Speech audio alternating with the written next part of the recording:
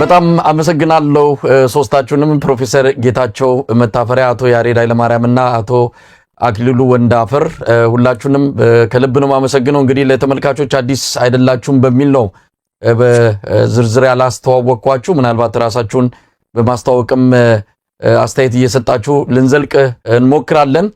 ስለተገናኘን በጣም ደስ ብሎኛል። ያው የተገናኘነው በዋናነት ብሔራዊ ምክክር በሚል በአዲስ አበባ እየተካሄደ ያለ ጉዳይ አለ። ያንን በተመለከተ የናንተ እይታ እንዴት ነው? በምን መልኩ ነው እየተካሄደ ያለው? ምንስ ይጠበቃል? እንዴትስ መሆን አለበት የሚለውን አንስተን የምንወያይ ይሆናል። ከፕሮፌሰር ጌታቸው መታፈሪያ እጀምራለሁ። ፕሮፌሰር ጌታቸው መታፈሪያ፣ እንግዲህ አጠቃላይ የምክክር ዓላማ ተልዕኮ ምንድን ነው? ብሔራዊ ምክክር አንዲት ሀገር እንዲህ አይነት ምክክር ስታደርግ ዋና ተልዕኮ ዓላማው ምንድን ነው? እንደው አጠቃላይ ዓለም አቀፍ በሆነ መልኩ ያለውን እይታ እንዲያካፍሉን ነው።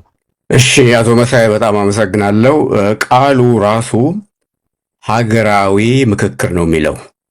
ሀገራዊ ማለት ሁሉን አቀፍ በዛች በኢትዮጵያ ውስጥ ያሉ የኢትዮጵያ ዜጎች የሚሰባሰቡበትና የሚመካከሩበትን። ምክክርም የሚያስፈልገው ችግር አለ። ያንን ችግር እንፍታ።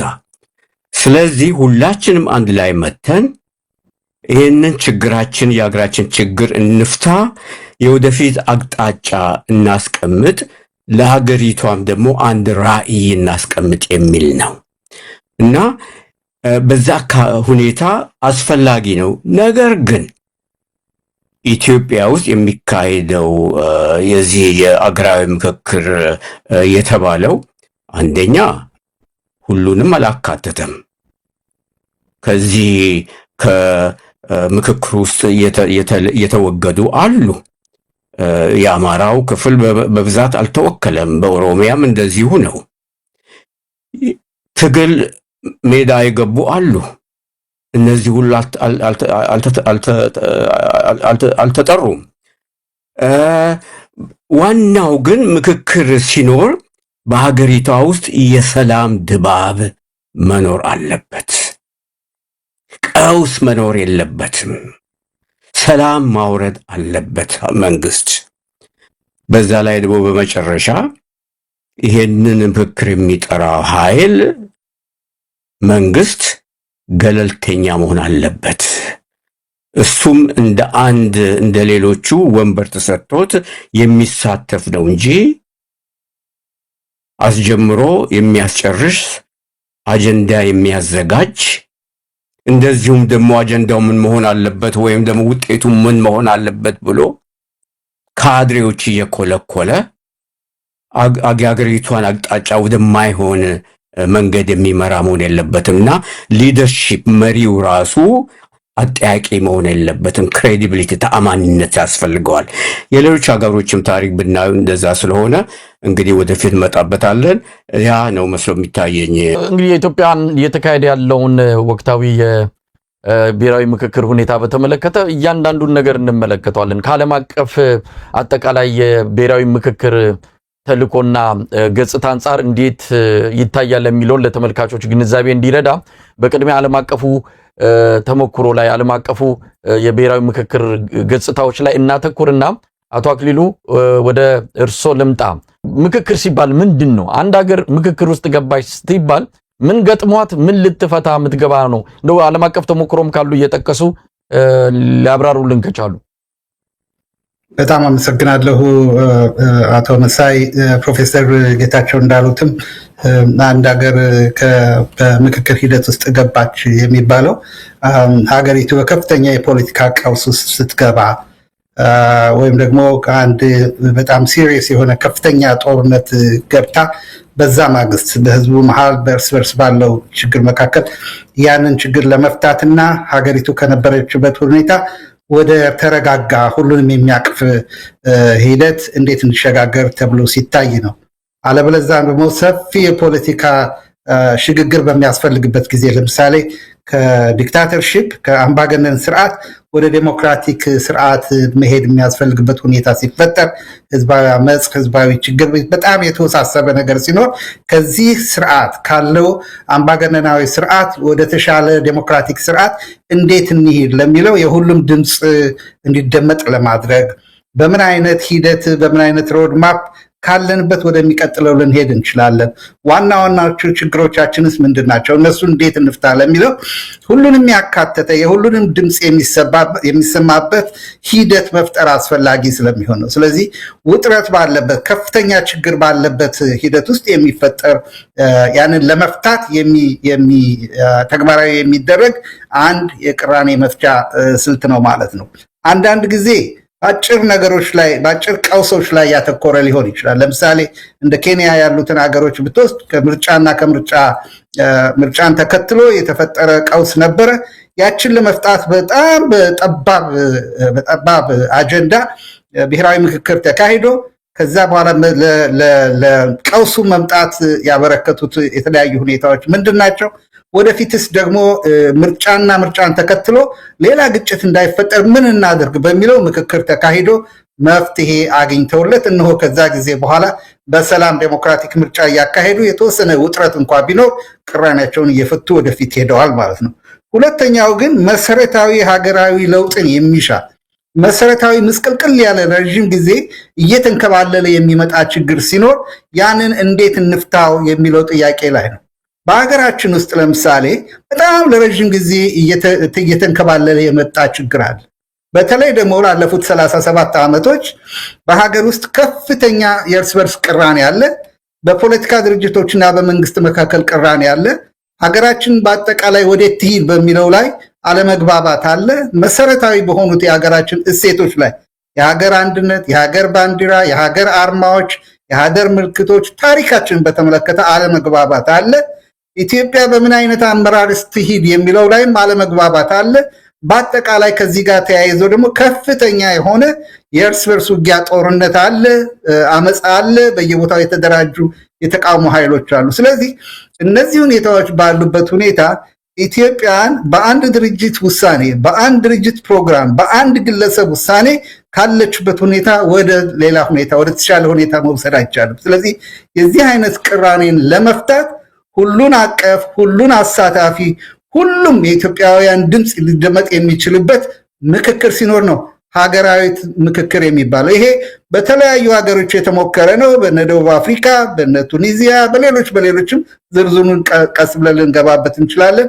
የተሞከረ በተለይ ከቅርብ ጊዜ ወዲህ ተግባራዊ የሆነ በሰፊው የመጣ የአሰራር ሂደት ነው ማለት ነው እና ኢትዮጵያ ልትሄድበት የሚፈለገው አቅጣጫ በእኔ እይታ ይሄ ነው መሆን ያለበት።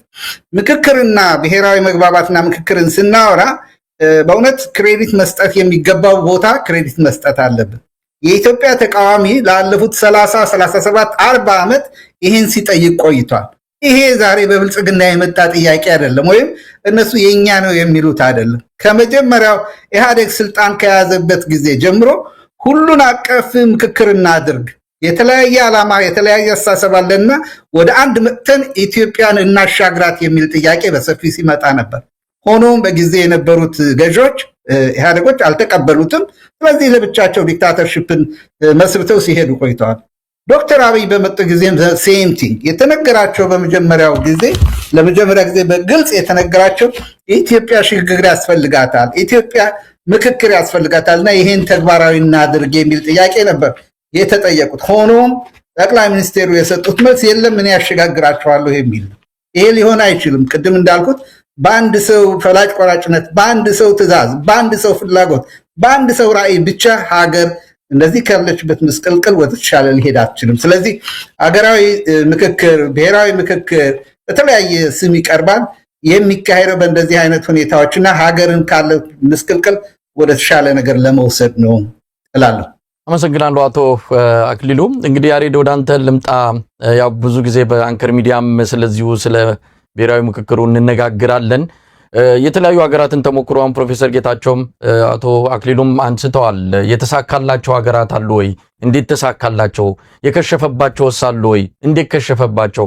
ዓለም አቀፉ መስፈርቶች አሉ ወይ? አንድ ምክክር እነዚህ ነገሮችን ሲያሟላ ነው ምክክር የሚባለው ውጤትም የሚያመጣ ነው በሚል በዓለም አቀፍ ደረጃ ስታንዳርድ ካለም እሱን ልታካፍለን ትችላለህ? ያሬድ ወደ አንተ ልምጣ። እሺ፣ አመሰግናለሁ መሳይ። ናሽናል ዲያሎግ በምን ሁኔታና ለምን ያስፈልጋል? መነሻዎቹ ምክንያቶች ምንድናቸው? በዓለም አቀፍ ደረጃ ያለው ልምምድስ ምን ይመስላል የሚለውን ፕሮፌሰር ጌታቸውም አቶ አክሊሉም በደንብ ስላስቀመጡት እሱ ላይ ጊዜ አላጠፋም። ከዛ ይልቅ አንድ የብሔራዊ ምክክር ወይም ናሽናል ዲያሎግ ስኬታማ እንዲሆን ወይም ደግሞ ፌል እንዲያደርግ ተሰናክሎ እንዲቀር የሚያደርጉት ምክንያቶች ምንድናቸው የሚለው እሱ ወደ ስታንዳርዶቹ ወደ መስፈርቶቹ ስለሚወስደኝ እሱ ላይ ላተኩር። ፕሪኮንዲሽኖች አሉት። በየትኛውም ሀገር በዓለም አቀፍ ደረጃም ብዙ ጥናትም ተደርጎ የተቀመጡ ቢያንስ በጣም በርካታ መስፈርቶች ማስቀመጥ ይቻላል። ቢያንስ ቁልፍ የሆኑ 5 መስፈርቶች አሉት። የነዚህ 5 መስፈርቶች በትክክል አለመተግበር ወይም በጥንቃቄ አለመያዝ ያ ፕሮሰስ ወይም የናሽናል ዲያሎግ ሂደቱ ወይ መንገድ ላይ ይቆማል፣ ወይ ይጠለፋል፣ ወይ ይደናቀፋል። በአግባቡ መያዙ ደግሞ ስኬታማ ይሆናል። ለምሳሌ ቱኒዚያ ስኬታማ የሆነ ናሽናል ዲያሎግ ካደረጉ ሀገሮች አንዷ ነች። የ2015 የኖቤል ፒስ ፕራይስ አዋርድም ጭምር አግኝተውበታል በዚህ ፕሮሰስ። ስለዚህ የተሳኩ ናሽናል ዲያሎጎች አሉ። ናሽናል ዲያሎግ አንድን ሀገር አደጋ ውስጥ ያለ ሀገር ለመታደግ የሚያገለግል ቱል ነው፣ መሳሪያ ነው፣ ፕሮሰስ እና መስፈርቶቹ ላይ ሊድ የመጀመሪያው መስፈርት ፕሮሰሱ ራሱ ገና ሲጠነሰስም ሲያዝም በአገዛዝ ስርዓቱ ወይ በአንድ የፖለቲካ ፓርቲ ፍላጎት ሼፕ የሚደረግ ሳይሆን ክሬዲብል እና ኢንዲፔንደንት የሆኑ አካላት ናቸው ኢኒሺየቲቭ የሚያደርጉት። የሚያዘውን ፕሮሰሱ ራሱ የሚያዘው ለምሳሌ የቱኒዚያን ከወሰድክ ኢኒሺየት ያደረጉት 4 የቱኒዚያ ሲቪል ሶሳይቲዎች ናቸው። የቱኒዚያ ጀነራል ሌበር ዩኒየን፣ የቱኒዚያ ኮንፌዴሬሽን ኦፍ ኢንዱስትሪ ትሬድ ኤንድ ሃንድክራፍት የሚባል አሶሲዬሽን፣ የቱኒዚያ ሂውማን ራይትስ ሊግ፣ የቱኒዚያ ኦርደር ኦፍ ሎየርስ የሚባሉ 4 ሲቪክ ማህበራት ናቸው ኢኒሺየት ያደረጉት እና እንደውም የቱኒዚያ ናሽናል ዲያሎግ ኳርተር ነው የሚባለው መጠሪያ ስሙ ፕሮሰሱ ራሱ። እና እነዚህ በማህበረሰቡ ውስጥ ተአማኒነት ያላቸው ማህበረሰቡ በገለልተኝነት የሚያቃቸው የሚፈርጃቸው ጥያቄ በገለልተኝነታቸው ላይ ጥያቄ የማይነሳባቸው አካላቶች ናቸው ፕሮሰሱን ኦውን የሚያደርጉት። እሱ በሁሉም ተሳታፊ አካላቶች መካከል መረጋጋትን ይፈጥራል። አንድ የኢትዮጵያው ፕሮሰስ ፌል አድርጎ የሚጀምረው ከሱ ነው። ሁለተኛውን ፕሮሰስ ደግሞ ከወሰድክ የኢንክሉሲቪቲ ኮሚትመንት ነው። ኮሚትመንት ቱ ኢንክሉሲቪቲ እዛ ውስጥ ኦል ሜጀር ስቴክሆልደሮች ናቸው፣ ሁሉም ባለድርሻ አካላት። ምክንያቱም እነዚህ ኢንዲፔንደንት ያልናቸው ኢኒሺየቲቭን የሚይዙት አካላቶች ለሁሉም አካላት በራቸውን ክፍት አድርገው የፖለቲካ ፓርቲዎች፣ የተገለሉ የማህበረሰብ ክፍሎች ወይም ግሩፖች፣ የሲቪክ ማህበራት፣ የሃይማኖት ተቋማት፣ አርምድ ግሩፕስ እንደውም የሚለው ሬሌቫንት የሆኑ አርምድ ፋክሽንስ ተገንጥለው ወይ በየቦታው ቁጥራቸው፣ ደረጃቸው፣ ጥንካሬያቸው ምንም ይሁን በዛ ሀገር ፖለቲካ ላይ ጥያቄ አለን ብለው ተነስተው ለነጻነት ለፍትህ የሚታገሉ ሌላም አጀንዳ ያላቸው ቢሆኑ ታጣቂ ኃይሎችን የያዘ must be allowed meaningful የሆነ participation የሚፈቅድ ለዛ ኢንክሉሲቪቲ ለዛ አካታችነት አሳታፊነት ኮሚትመንት ያለው አካል ነው የሚይዘው።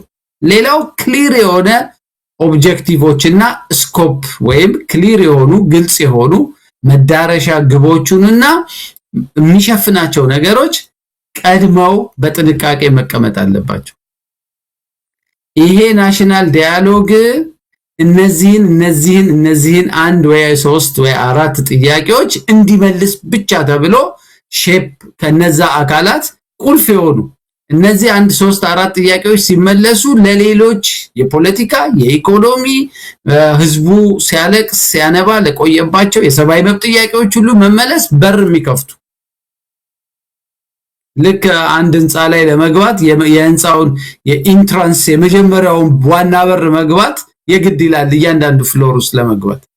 ስለዚህ ያንን በር ለማስከፈት ነው ትልቁ ከሌሎቹ ፕሮሰሶች ረጅም ጊዜ ስለሚወስዱ። ስለዚህ ናሽናል ዳያሎግ ዝም ብለህ ለቀህ ከዛ በኋላ ሰፊ የአጀንዳ እንትኑስ ገብተህ ዋይንተህ መጨረሻ ላይ ማአት አጀንዳዎች አጠራቅመህ ይዘህ ቁጭ ብትል መፋጠጥ ነው የሚሆነው፣ መፋተግ ነው የሚሆነው። አላስግባብ ጊዜ ነው የምታጠፋውና ኦቨርሎዲንግ ዘ አጀንዳ ይፈጥራል። እሱን አቮይድ ማድረግ አለበት ነው መርሁ የሚለውና ክሊር የሆነ ማንዴት፣ ክሊር የሆነ ጎል፣ ክሊር የሆነ ባውንደሪ ዲያሎጎቹ የሚካሄዱበት ሪያሊስቲክ የሆነ አቺቭ ሊደረግ የሚችል ቁልጭ ያለ 1 2 3 ተብሎ 3 4 አጀንዳ ነው የሚቀመጠው እንጂ ከህዝብ አጀንዳ ሰብስብ ያለው ብለ መጨረሻ ላይ አምጥተህ እንትን አለው። ህዝቡ በተመረጡት እነዛ ቁልፍ አጀንዳዎች ላይ ሐሳብ እንዲሰጥ ነው በር የምትከፍት። ካለበለዚያ ለማኒፑሌሽን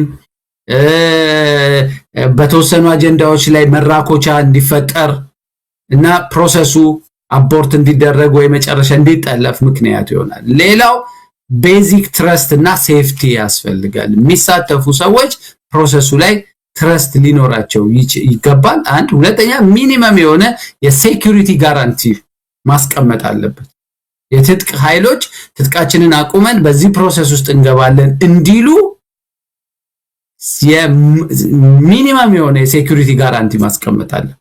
ፍሪደም ኦፍ ስፒች መከበር አለበት እና ደግሞ ዊሊንግነስ ለመሳተፍም ሐሳብ ለመስጠትም የተቃረኑ ሐሳቦች አሁን ሰሞኑን እንደምንሰማው እንዴት በዚህ አጀንዳ ላይ እንዲህ ያለ ድምጽ ተሰጣላችሁ እያሉ ሰዎች በደህንነት ኃይሎች እየተዋከቡ እንደሆነ ስብሰባውን በሚመሩ ቀደም ብለው በተመረጡ ሰዎች ሁሉ እየተዋከቡ እንደሆነ እየሰማን ነው። ስለዚህ ይሄን አቮይድ ለማድረግ ትረስት እና ሴፍቲ ወሳኝ ናቸው። እነዚህን ያስቀመጠ መሆን አለበት እና አዲኩዌት የሆነ ሪሶርስ በኤክስፐርቶች ለምሳሌ የህገ መንግስት መቀየር ስታወራ በዛ ሙያ ላይ ኤክስፐርቲዝ ያላቸው ኢንዲፔንደንት ሰዎች ለሚወያዩ ሰዎች መነሻ ሐሳብ የሚያቀርቡበት በእያንዳንዱ ርዕሰ ጉዳይ ላይ በሰው ኃይል፣ በፋይናንስ፣ የቴክኒካል አሲስታንቶች፣ ሌሎችም የሎጂስቲክ ምናምን ነገሮች በቂ ትልቅ ብሔራዊ አጀንዳ ስለሆነ ትልቅ ሀገራዊ ችግርን የሚፈታ ፕሮሰስ ስለሆነ አዲኩዌት የሆኑ ሪሶርስ ተመድቦለት የሚጀመር ፕሮሰስ ነውና የነዚህ ነገሮች መሟላት ወይ መጓተት ወይ መንሻፈፍ ወይ የሆነ ነገር መሆን ፕሮሰሱ ጤናማ እንዳይሆን እንዳይሳካ ያደርገዋል። መሳይ ያሬድ በጣም አመሰግናለሁ። እንግዲህ ወደ ኢትዮጵያው እንምጣ። አሁን ያስቀመጣችኋቸው የተለያዩ ዓለም አቀፍ ተሞክሮች በአጠቃላይ ብሔራዊ ምክክር ወይም ናሽናል ዳያሎግ ምን እንደሆነ ምን ግብ ተቀምጦ ምን ማሳካት እንደሚገባ ታውቆ እነማን በዚህ ላይ ኃላፊነት ወስደው እነማን ተሳታፊ አጠቃላይ ዓለም አቀፍ ገጽታውን ነው የነገራችሁን። እስቲ ወደ ኢትዮጵያ እንምጣ። ፕሮፌሰር ጌታቸው መታፈሪያ ኢትዮጵያ ያለው ምክክር ምንድነው? ምን እየተካሄደ ነው ያለው? አሁን ከጠቀሳችኋቸው ከተለያዩ ሀገራት ተሞክሮ በመነሳት አዲስ አበባ በኮንቬንሽን ሴንተር የተቀመጡ በተለያየ ቡድኖች ተከፍለው እየተመካከሩ ያሉት አሁን አንደኛ ወራቸውን ሊደፍኑ ቀናቶች ነው የቀሩት። በእነዚህ ጊዜያት ውስጥ የተመካከሩት ምንድነው? እሱን ምናልባት ጊዜ ካለን እንገባበታለን። ግን የኢትዮጵያው ምክክር ጉባኤ ወይም ደግሞ ናሽናል ዳያሎግ ምን አይነት ነው? ፕሮፌሰር ጌታቸው ከርሶ ልጀምር። እሺ ወንድሞቼ የተናገሩት እንደተጠበቀ ሆኖ መጨረሻ ላይ ወንድሜ አቶ ያሬድ ያስቀምጡት ነገር አለ። አመኔታነት ክሬዲቢሊቲ ይጠይቃል የሚል አስቀምጧል። መጀመሪያውኑ ጠሪው አካል ክሬዲቢሊቲ ያስፈልገዋል። የደቡብ አፍሪካን ብንመለከት ለምሳሌ የዚህ ትሩት ኤንድ ሪኮንሲሊዬሽን ኮሚሽን ብለው ያቋቋሙት የጠሩት አርክቢሾፕ ዴስሞንድ ቱቱ ነበሩ። እኚህ የታወቁ የሃይማኖት አባት ናቸው። ሁለተኛ ደግሞ ማንዴላም ነበሩ ከኋላ። ማንዴላ ራሳቸው አቋማቸውን ብናይ ወደ ሰፊ የሆኑ ሰው ናቸው። 27 ዓመት ታስረው ሲያንገላቷቸው የነበሩትን ሰዎች ፖሊሶች መጨረሻ ላይ የዘረኛው መንግስት ወጥቆ እሳቸው ተመርጠው ፕራይም ሚኒስትር ሲሆኑ ለምሳሌ አንደኛው ክሪስቶ ብርሃን የሚባል የእሳቸው ኃይለኛ እንትን የነበረ ተቃዋሚና የሚያገላታቸው አምጥተው ቤታቸው አስገብተው ጋብዘውት መጨረሻ ላይ ማንዴላ ሲሞቱ ከቤተሰቡ ጋር እኩል ሆኖ ሀዘን የተቀመጠ ነበረ።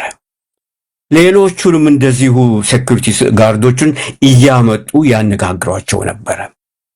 እሳቸው ሲታሰሩ የነበሩት ፕራይም ሚኒስተር የቨርውድ እሳቸው ሞቶ ባለቤታቸውን ሄደው ቤታቸው ድረስ የጠየቁ ናቸው። ምንድን ነው የሚያሳየው? ፈረንጆች እንደሚሉት ማግናኒሚቲ፣ ሰላምን ማውረድ። በአንጻሩ ኢትዮጵያ የምናየው መንታ ምላስ የሆነ መልእክት ይላካል። በአማርኛ አማርኛ ተናጋሪ ጋር ሲኬድ አንድ ነገር ይነገራል። ኦሮምኛ ተናጋሪ ሲኮድም ተጻራዩ ነገር ይነገራል። ይህ ሰላም የሚያመጣ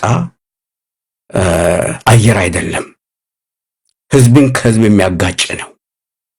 መች ሰላም ወረደ?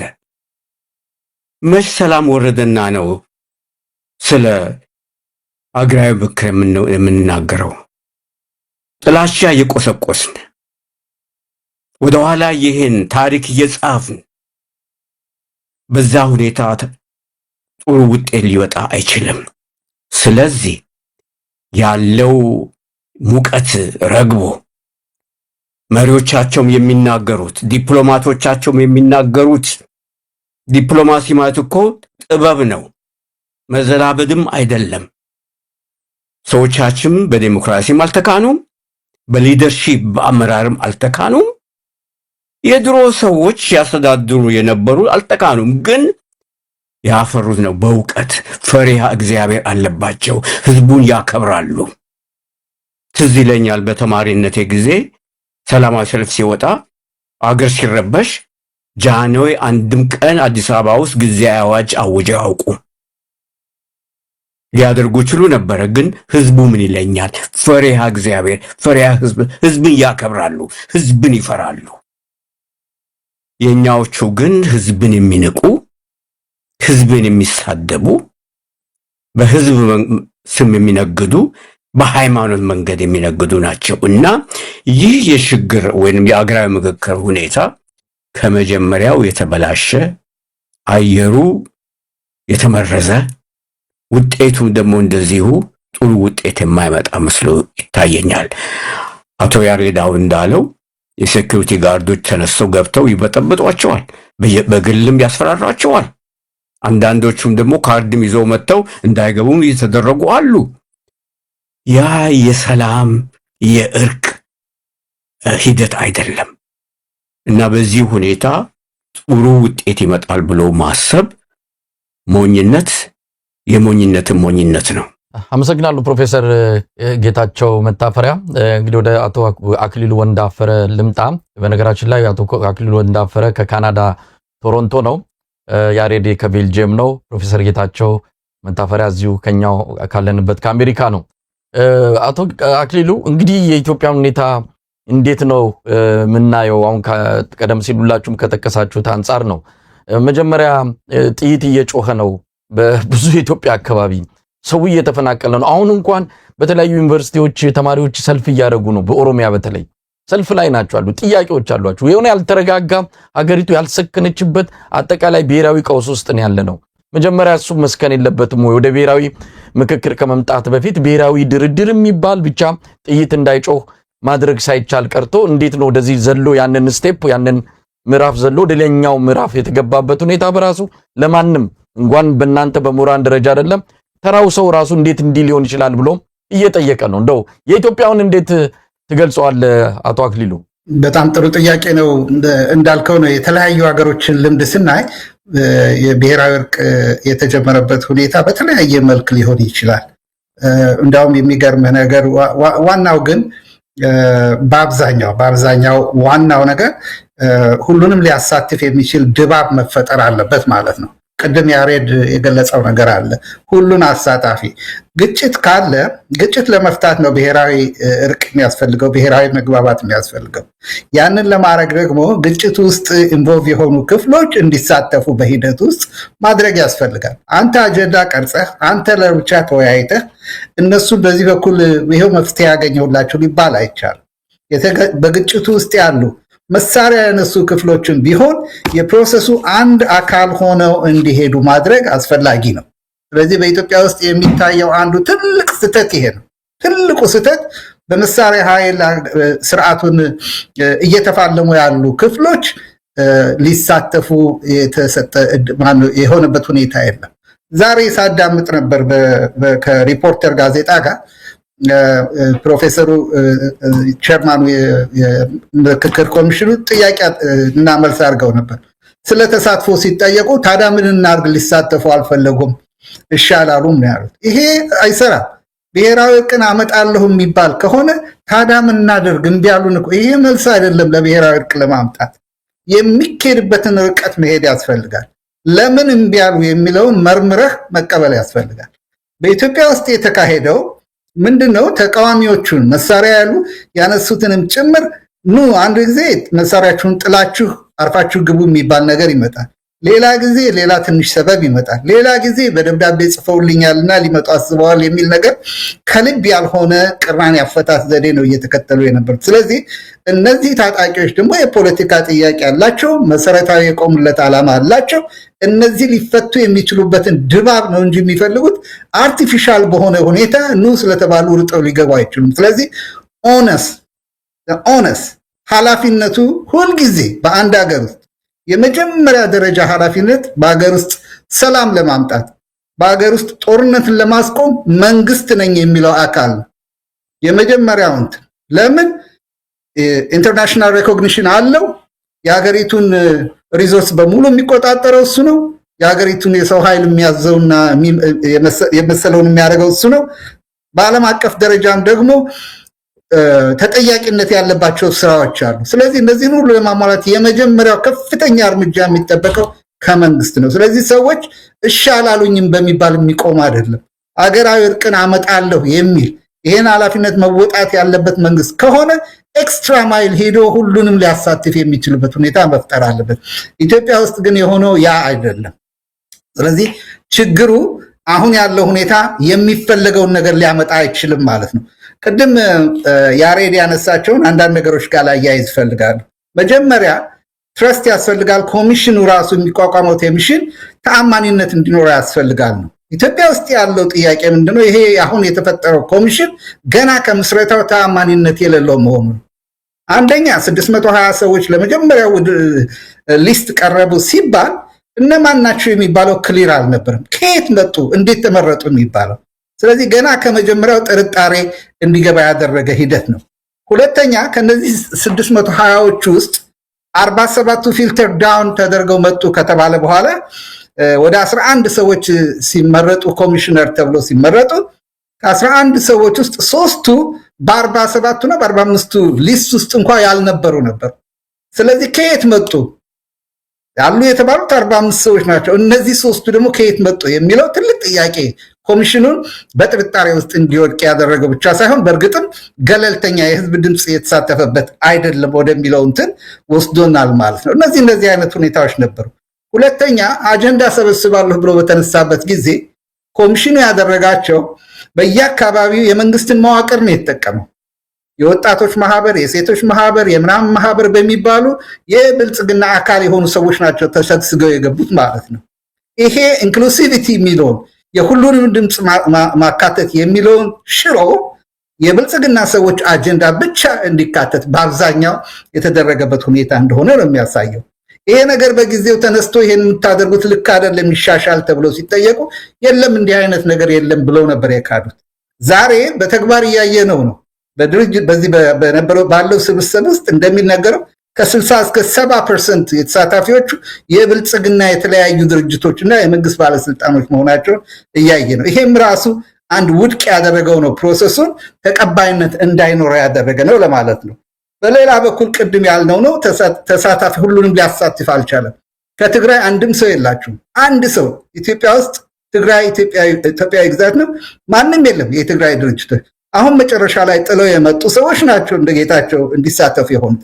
በእርግጥ ያ ትግራይን ይወክላል ማለት አይቻልም። ሌሎች የታጠቁ ክፍሎች ኦላ የለም፣ ፋኖ የለም፣ በጋምቤላ ያሉ ታጣቂዎች የሉም፣ በጉሙዝ አካባቢ ያሉ ታጣቂዎች የሉም፣ ሌሎችም ለልጅ። ስለዚህ ሂደቱን በጣም ጎዶሎ እና አጠቃላይ ከዳያሎግ ይልቅ ብዙ ሰዎች እንደሚሉት ሞኖሎግ እንዲሆን ነው ያደርገው። የእርስ በርስ ጨዋታ፣ የእርስ በርስ ቲያትር እንጂ ዳያሎግ አይደለም እና በዚህ ሁኔታ የተደናቀፈ እንዲሆን አድርጎታል። ሌላው የሐሳብ ነፃነት፣ ቅድም ያሬድ በትክክል ያደረገው ነገር አለ። ጋዜጠኞች አክሰስ እንዲኖራቸው ያስፈልጋል። ሶዳት ያለውን ነገር አካውንታቢሊቲ ዴይ ቱ ዴይ ምን እየተሰራ ነው የሚለውን እንዲያውቁ ህዝብ እንዲያውቅ ለማድረግ። ዛሬ ፕሮፌሰሩ ተጠይቀው ነበር፣ ጋዜጠኞች ለምን አክሰስ አልተሰጣቸውም? አይ ተሳታፊዎች ድምፃቸው ሲታይ ጋዜጠኛ ሲኖር ከመናገር ሊቆጠቡ ይችላሉ፣ ትንሽ ሊደነግጡ ይችላሉ ብለን አስበን ነው ያላስገባ ነው ያሉት። ይህንን ኦን ደ ሬከርድ ያለ ነው፣ ሄዶ ማዳመጥ ይቻላል። እንዴት ይሆናል?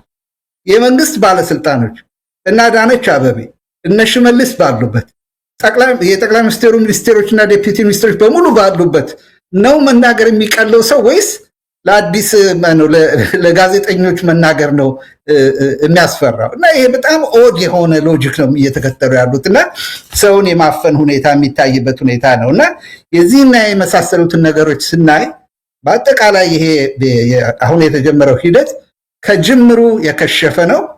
ሊያስገኝ የሚችለውም ውጤት ሁሉን አቀፍ አይሆንም፣ ጦርነት አያስቆምም፣ ሰላም አያመጣም፣ ዴሞክራሲ አያስገኝም፣ በጣም የተወሳሰበ ችግር ውስጥ ሊከተን ይችላል የሚል ፍራቻ አለን፣ በተለያዩ እንደ የመን እንደ ሱዳን ባሉት ሀገሮች ውስጥ እንደታየው።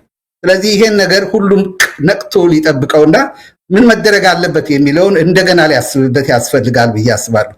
መንግስትና መንግስት አካባቢ ያሉ ሪስፖንሲቢሊቲ እንዲሰማቸው ያስፈልጋል። ምክንያቱም እነሱ ናቸው እየመሩ ያሉት ሀገርን ሰላም እንዲወርድ ፕሮሰስ የመፍጠር ኃላፊነት በዋናነት ያለባቸው እነሱ ላይ ነውና ተጠያቂነት እንደሚኖር መረዳት አለባቸው። በዛ ደረጃ ኃላፊነታቸው ሊወጡ ይገባል። አክሊሉ እንመጣበታለን። ከማን ምን ይጠበቃል የሚለው ራሱን በቻለ እንወያያለን። ያሬድ እንግዲህ ቀደም ሲል አንተም ሌሎች እንግዶችም በጋራ እንዳስቀመጣችሁት ዓለም አቀፍ የብሔራዊ ምክክር ገጽታ ደረጃዎች የተለያዩ ምዕራፎች አሉትና ከዛ አንጻር ኢትዮጵያ ውስጥ እየተካሄደ ያለው ምን አይነት ምክክር ነው? እውነት ምክክር ብለን ልንጠራውስ የሚያስችል ነገር አለ ወይ? አሁን ጉድለቱን ነው ፕሮፌሰር ጌታቸውም አቶ አክሊሉም ጉድለቱን ምን ጎሎታል የሚለውን እያነሱ ይገኛሉ። ግን እንደው አንድ ልንጠቅስለት የምንችል አንድ እንኳን ነገር አለው ወይ? ጉድለቱን ዝርዝረን የሚበቃን አይደለም። እንደው ከጥንካሬ ውስጥ መጀመር የምንችለው ነገር አለ? ያሬድ ወደ አንተ ልምጣና እንደው ኢትዮጵያ ላይ እየተካሄደ ያለው ብሔራዊ ምክክር ምን አይነት ነው? ቅድም ያስቀመጥኳቸውን 5 የአንድ ጄኒውን የሆነ እውነተኛ የሆነ ትክክለኛ ናሽናል ዲያሎግ ወይም አገራዊ ምክክር መስፈርት የማያሟሉ አገሮች የሚከተሏቸው ፕሮሰስ ፌክ ናሽናል ዲያሎግ መሆናቸውን ማሳያ ደግሞ እንደዚሁ 6 ኢንዲኬተሮች አሉ እና መልሴን ከነዛ 6 መስፈርቶች ጋር አያይዤ ባስቀምጥ ለሚሰሙንም ሰዎች ነገሩን ግልጽ ለማድረግ የሚረዳ ይመስለኛል። የመጀመሪያው አንድ ናሽናል ዲያሎግን ፌክ ነው ወይም ከእውነተኛ ለውጥ ለማምጣት የዛን ሐሳብ መነሻ ያደረገ አይደለም፣ ለፖለቲካ ለጠባብ የፖለቲካ አጀንዳ የተፈለገ ፕሮሰስ መሆኑን ማሳያው አንደኛው ስቴት ማኔጅድ የሆነ ሪፕሬዘንቴሽን ነው ብዙ ጊዜ የሚንጸባረቀው። እነዚህ ፌክ የሆኑ ናሽናል ዲያሎጎች ላይ ብዙ ጊዜ ናሽናል ዲያሎግ የሀገር አድርጓል እንዲባል ይፈልጋሉ፣ ወይ ደግሞ የዶነርስ የምዕራባውያን ፕሬሸር ይኖራል፣ ወይ ማሳየት የሚፈልጉት አካል አለ። ስለዚህ ድራማ ነው የሚሰሩት፣ ግን ሁሌ ከቁጥጥራቸው ውስጥ እንዳይወጣ ፕሮሰሱን የሚያካሂዱትን ሰዎች ኃላፊነት የሚሰጣቸውን ይሄንን ትልቅ አገራዊ ኃላፊነት የሚሸከሙትን ሰዎች የሚያዋቅሩበት መንገድ ስቴት ማኔጅድ የሆነ ሪፕሬዘንቴሽን ነው። ኮሚሽኑ ሲዋቀር ያገዛዝ ስርዓቱ የሚፈልጋቸውን ሰዎች ይመርጣል። ግን የውሸት የህዝብ ተሳትፎ ያለበት ምርጫ እንደተደረገ ለማስመሰል ይሞከራል። የኢትዮጵያውን ከጠየቀኝ እዛው በአካል ሆኜ ያየሁት ስለነበረ አመራረጡ ግልጽ አይደለም። እነዚህ ከጠቅላላው ሰዎች እነዚህ ሰዎች ለምን ተመረጡ፣ በምን መስፈር ተመረጡ፣ ምን ያህል ድምጽ አገኙ፣ ማን ነው ቮት ያደረገላቸው ነው? ጠቅላይ ሚኒስትሩ ነው ቀድሞ ፒክ አድርጎ ግን ህዝብን እንዲሁ ተሳትፈናል እንዲሉ ያደረገው የሚለውን በኋላ የታየው ነገር ነው። የፖለቲካ ፓርቲዎችም አንዱ ትልቁ ያነሱት ጥያቄ የዚህ አካል አወቃቀር በየቦታው አጀንዳ ያወያዩአቸው አካላት ሁሉ በስቴቱ ፒክ የተደረጉ ናቸው። አንድ ፒክስ ፓርቲሲፓንቶች ናቸው። ስለዚህ ጄኒውን የሆነ ሲቪክ ሶሳይቲ ብለው ያሳተፏቸው ብዙ ጊዜ ክሪቲካል ያልሆኑ መንግስትን የማይተቹ ወይ መንግስት ላይ ጠንከር ያለ ሐሳብ የማያመጡ በየቦታው ያሉ የመንግስትን አካላት ሎያሊቲ ወሳኝ ነገር ነው። ሎያሊስት ኤንጂኦዎች፣ ሎያሊስት የፖለቲካ ፓርቲዎች ምክንያቱም ከጠንካራ የፖለቲካ ፓርቲዎች በጠቅላላ ይሄን ጥያቄ አንስተው የኮሚሽኑ አሰያየም ላይ ጭምር አካሄድ ላይ ጭምር ጥያቄ ያለን ስላሉ አልተሳተፉ። ስለዚህ ይሄ አደጋ ስቴት ማኔጅድ ሪፕሬዘንቴሽን መምጣቱ ኤክስክሉዥን ኦፍ ክሪቲካል ስቴክሆልደሮችን አደጋ ያስከትላል። ስለዚህ አውቶማቲክ ነው የሚሆነው። በቃ ልክ የመጀመሪያውን መስመር የመጀመሪያውን ላይ ኢንዲፔንደንት ያልሆነ ኮሚሽን ስታቋቁም እና ኮሚሽኖቹን ከመጋረጃ ጀርባ አሳይመንታቸውን በጠቅላይ ሚኒስትሩ ዲክቴት መደረግ ሲጀምር ያኔ ወዲያውኑ መዓት ኪ የሆኑ አክተሮችን ያገላል፣ ኤክስክሉድ ያደርጋል። ስለዚህ የክሬዲብል የሆኑ ኦፖዚሽን ሊደርስ፣ ኢንዲፔንደንት የሆኑ የሂውማን ራይትስ ተቋማት፣ አርምድ ግሩፖች፣ ፖለቲካል ኦፖዚሽን ፋክሽኖች፣ እስር ቤት ያሉ ቁልፍ የፖለቲካ ሰዎች፣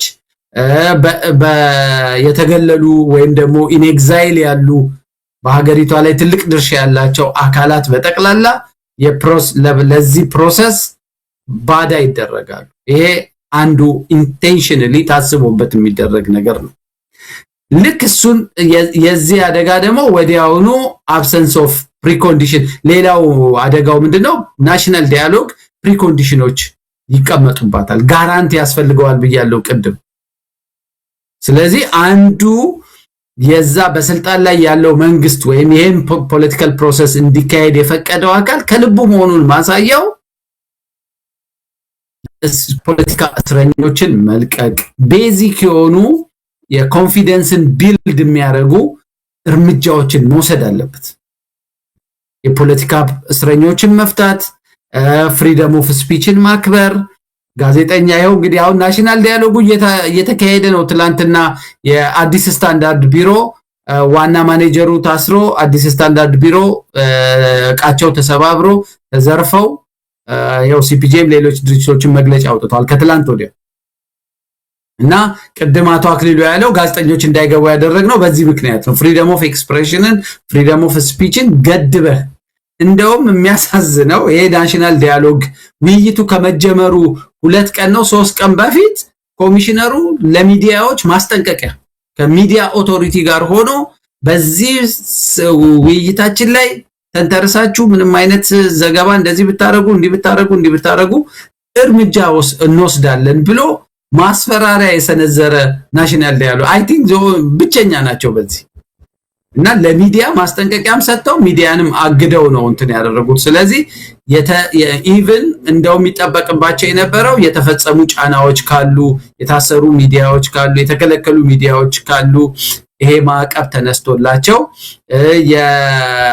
የሪፕሬሲቭ የሆኑ የሴኩሪቲን አደጋ ላይ የሚጥሉ ህጎች ካሉ እነሱ ሁሉ ፈታ እንዲሉ አድርገው እንደ ፕሪኮንዲሽን እና ጋራንቲ መስጠት ነበረባቸው። እና አንዱ ግን ትልቁ ጋራንቲ መስጠት የነበረባቸው አቶ ዮሐንስ ባያለው፣ ታዬ ደንዳ፣ ክርስቲያን፣ መስከረም አበራ እና ሌሎች በመቶዎች የሚቆጠሩ የፖለቲካ እስረኞች ፍርድ ቤት እየተመላለሱ ሽብርተኛ ተብለው እየተከሰሱ የናሽናል ዳያሎግ አረጋለሁ ብትል ውሸት ነው።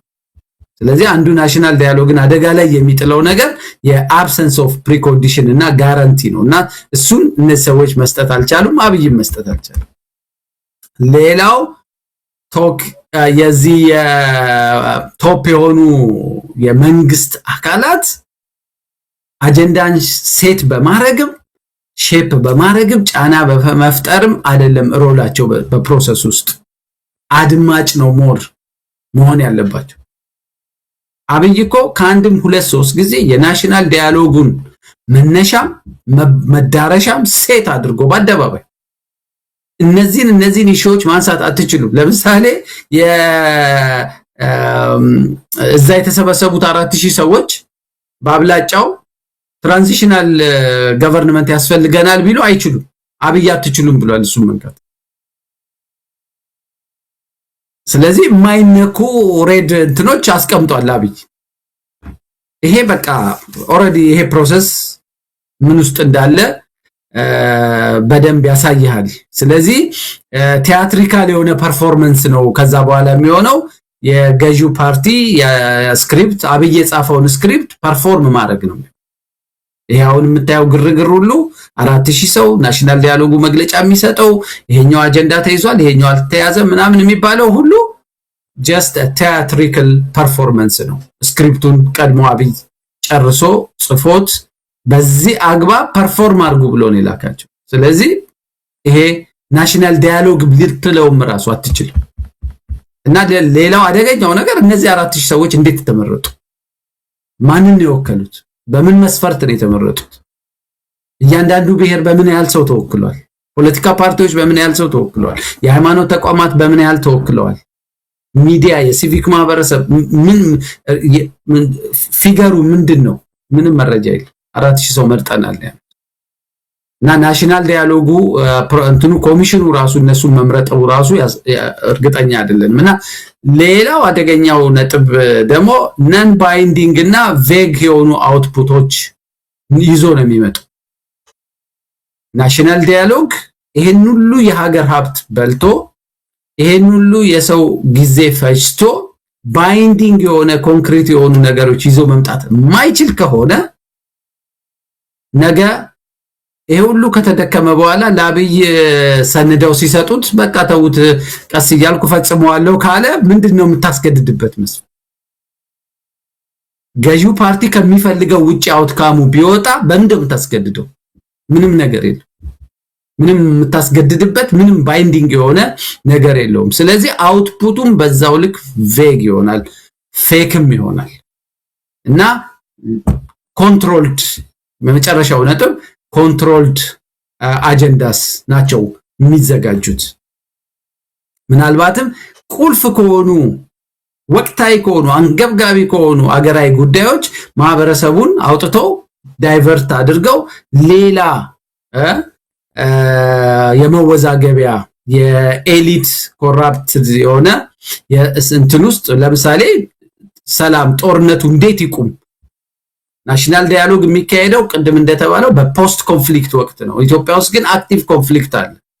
ይሄ አክቲቭ ኮንፍሊክት እንዴት ዛሬውኑ እናቆመው የሚል ሲስፋየር እንዴት ይደረግ የሚል አጀንዳ አይደለም። ከዛ ይልቅ አዲስ አበባን እንዴት እናርጋት፣ ባንዲራው እንዴት ይደረግ ምናምን የሚባሉት አጀንዳዎች ሁሉ ኮንትሮልድ አጀንዳዎች ናቸው። ስለዚህ እነዚህ ነገሮች ሙሉ በሙሉ የኢትዮጵያውን ናሽናል ዳያሎግ ፕሮሰስ ፌክ መሆኑን እና የገዢ ፓርቲ ድራማ እየሰራበት መሆኑን with the expense of የሀገር የሚሊዮኖች ህይወት በሚራቡ ሰዎች ህይወት ኤክስፔንስ እየተቀለደ መሆኑን ነው ለኔ የሚያሳየኝ። መሳይ ትንሽ ስላስረዘምኩት